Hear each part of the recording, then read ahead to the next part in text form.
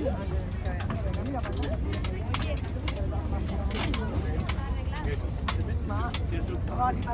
get it wrong too. I'll talk a bit more about the Palace of Westminster on the way back. Right now, as we've just done a nice little U-turn there, you can probably see this big wheel on the right-hand side of the boat. Of course, that is the London Eye, my employer.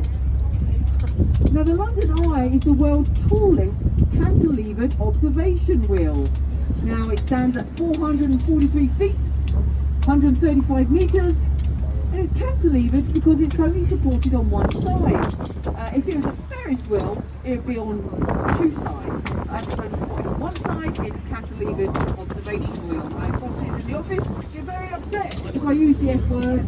It's not that, it's an observation wheel. Now it has 32 fully enclosed pods up there, one for each London borough. Now, if you don't, we're about to go under the bridges known as the Golden Jubilee bridges, named after the celebration of the Golden Jubilee of our late great Queen Elizabeth II in 2002.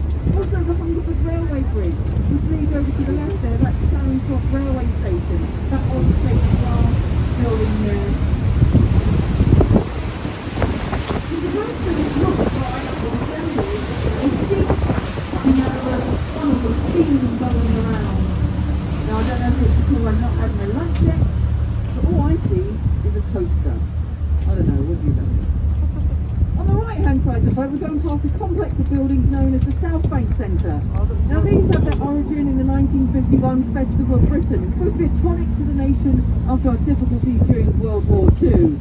Now, in World War II, there was rationing all the way after the war until 1953. So to cheer us up, in 1951 they gave us these buildings. No, actually don't let the brutalist style of architecture fool you. There's some good stuff over there. We've got the Royal Festival Hall, which is the home to the Royal Philharmonic Orchestra. If you like classical music, it's a good place to go. If you like skateboarding or graffiti art, there's Britain's first skateboard park, the Undercross, over there as well. Good place to hang out. And of course, as it's Christmas time or leading up to it, we've got the start of our Christmas market. If you're here in the evening, it's all lit up with fairy lights. It's very Christmas. No, it's called the Ladies' Bridge, because during World War II, as the guys were out fighting, the women were literally back here rebuilding the city. And as they're getting bombed and shot out, the ladies built this bridge on time and under budget. And the only British to do so. Go ladies, God power. And on the top deck, I'm going to remind you, please do remain seated. Please, sir, do remain seated. Hello, sir. Don't make me sing Baby Shark. Baby, there we go. Alright. We're going past another grey, brutalist style building on the right hand side with a digital sign that goes across. That's actually our Royal National Theatre over there. Now, the then Prince Charles, now King Charles, he said that that building looks like the back end of a nuclear power station. I guess he wasn't a fan of the brutalist style of architecture. Vacated, they've moved on, and that building apparently is set for demolition, interestingly enough. Now on the right hand side, we've got another building. It's red and white and has a tower that looks like it says OXO on it. Well, that is called the OXO Tower. For our international guests again, OXO is a company that makes gravies and stock cubes. In the 1930s, that company bought that building as a cold meat storage warehouse. But at the time, it got into a bit of hot water, because this being a royal highway, the Thames is a royal highway, there's no skyline advertising allowed at the time. And in the 1930s, they actually got taken to court over that sign up there. Now, they must have had a great lawyer, because their lawyer argued, what you see before you does not say OXO. It's just a series of random geometric shapes, a circle, a cross and a circle. It just happens to look like the company from an ancient monastery that's still on the north side of the river. The monks there wore black robes over their white mantles, hence the name the Black Friars. Now when we go under this bridge, you'll notice some columns either side of you, left and right. I will talk about them on the way back, but just notice how odd they are right now. Why are they there? What are they doing?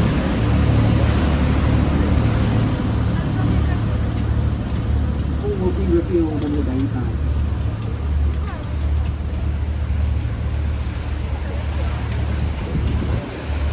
Now I just don't act on the other side of the Black Friars bridge there. You know, in the first glimpses of the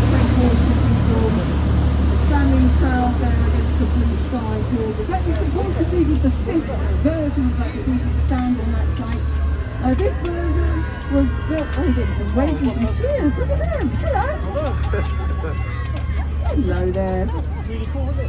Everyone's so friendly today. It must be the blue sky. I love it. And go back to St Paul's. This is the 5th version. This one was built by Sir Christopher Wren after the Great Fire of London in 1666, which started in a bakery on Pudding Lane and devastated the old city of London as it ravaged the fire ravaged for 4 days and 4 nights. A fun fact, people think Pudding Lane was named after the bakery or places where desserts were made on Pudding Lane. Actually, the old name for pudding, the meaning of pudding is offal, or meat offcuts. So actually Pudding Lane wasn't, full of bakeries and dessert shops, it was actually a butcher's place, and it stank. Feet. It has 73 stories. There was going to be another story.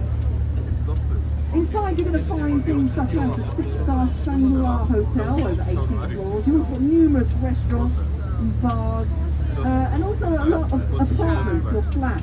Now apparently will.i.am from the Black Eyed Peas, or the Voice TV show here in the UK, apparently he owns a flat up in that building. Now if you want to be neighbour to Will, you're going to have to shell out a cool 30 to 50 million pounds for the privilege.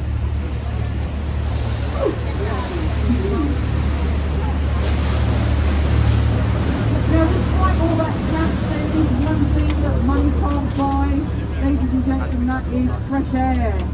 Because you can't open the windows. Can you imagine all that money? You've got to keep your windows shut. Again, a friendly reminder on the top deck, please remain seated. That lady there taking photos, there we go, awesome. Thank you so much. It lets everyone have a good view. Now somewhere around here apparently there is a 11,500 ton battleship. Oh, there it is, just coming to sight now. That is HMS Belfast. I'll talk a bit more about HMS Belfast in a moment, but first of all, ladies and gentlemen, the iconic, the wonderful, the amazing London Bridge, woo, is behind you.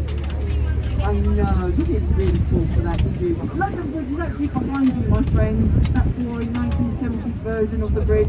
But often mistaken for the beautiful Tower Bridge up ahead. Google even does it, so don't feel bad if you've made that mistake. But now you guys are educated and you know better than that. Again, my friend, you stay in your seat. Thank you. HMS Belfast, this ship was actually built in the same dockyard as the Titanic.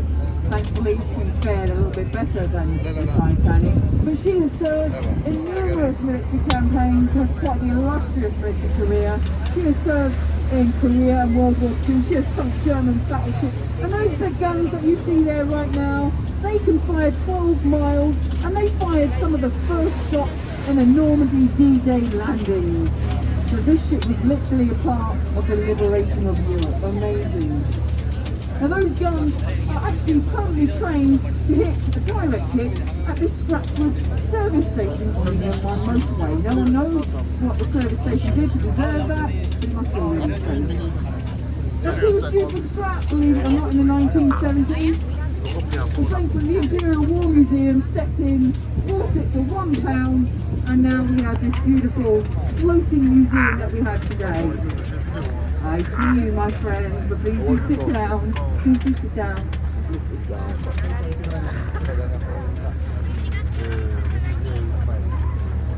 Hello, my friends. You take a seat. You guys, you're awesome. Thank you very much for remaining seated on the top floor. I'm going to promise you a photograph that is not going to be downloadable online. You're going to get the best shot, but please sit in your seats. It's coming, I promise. It's the other side of the bridge, but for now do remain seated. Right, of course, this beautiful bridge is Tower Bridge, built in 1894 by Horace Jones. It's a bascular bridge. Now bascular means, you see those things that look like levers, seesaws, they're the bascules, and they, in its heyday, rose about 6,000 times a year. Nowadays, we're lucky to get 1 or 2 rises. Now, ladies and gentlemen, friends, there's a tradition that if we wave at people on Tower Bridge and we get a wave back, we secure 5 years of luck for everyone on the ship. Let's go for it!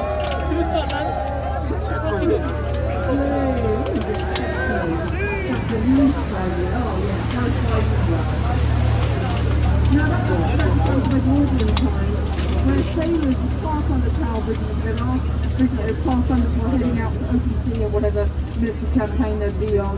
And they believe if they saw their loved ones waiting on the bridge, that they would ensure a safe return.